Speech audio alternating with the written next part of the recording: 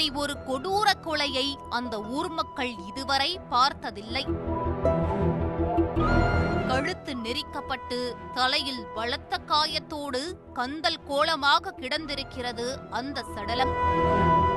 காலை பள்ளிக்கூடம் சென்றுவிட்டு மாலை வீட்டிற்கு வந்த குழந்தைகள்தான் முதலில் அந்த பயங்கரத்தை பார்த்திருக்கிறார்கள். உடனே ஊர் முழுக்க காட்டு தீயாய் அந்த தகவல் பரவி இருக்கிறது.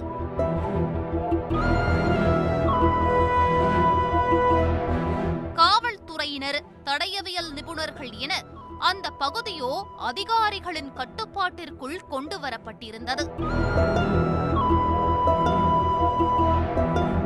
சடலத்தை மீட்ட போலீசார் உடற்கூறாய்விற்காக மருத்துவமனைக்கு அனுப்பி வைத்துவிட்டு விசாரணையை தொடங்கி இருக்கிறார்கள்.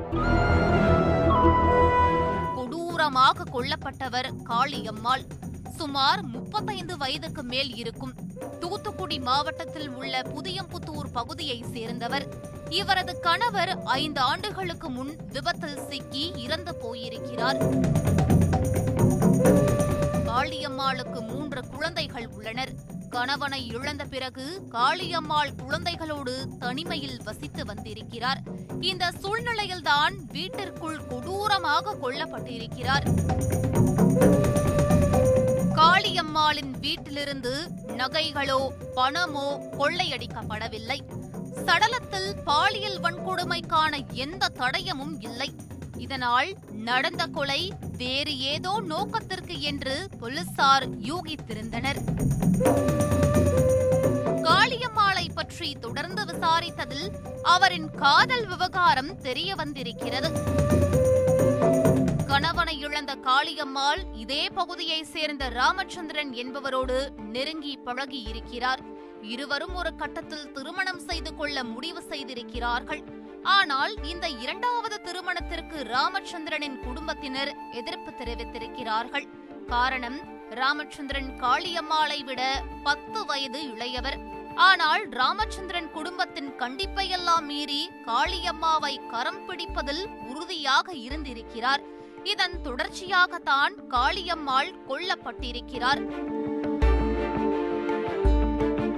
காளியம்மாளின் கொலையில் ராமச்சந்திரனின் குடும்பத்தார் பங்கு இருக்குமோ என்ற கோணத்தில் போலீசார் விசாரணையை வேகப்படுத்தி இருக்கிறார்கள். அதே நேரம் சம்பவம் நடந்த பகுதியை சுற்றியிருந்த சிசிடிவி கேமராக்களை ஆராய்ந்திருக்கிறார்கள். அப்போது ஒரு மர்ம நபர் காளியம்மாள் வீட்டை பலமுறை நோட்டமிட்டிருந்தது தெரிய வந்திருக்கிறது. உடனே காவல்துறையினர் ஜெயபால் என்ற அந்த மர்ம நபரை தேடி பிடித்து விசாரித்திருக்கிறார்கள். காளியம்மாள் கொலையின் மர்மம் விலகி இருக்கிறது. காளியம்மாளை கொன்றது ஜெயபால் என்ற அம்பு. ஆனால் அந்த அம்பை எய்தது ராமச்சந்திரனின் சகோதரி விஜயலட்சுமி. ராமச்சந்திரன் காதலை அவர்கள் வீட்டில் கடுமையாக எதிர்த்தவர் விஜயலட்சுமி. காரணம் சொத்து.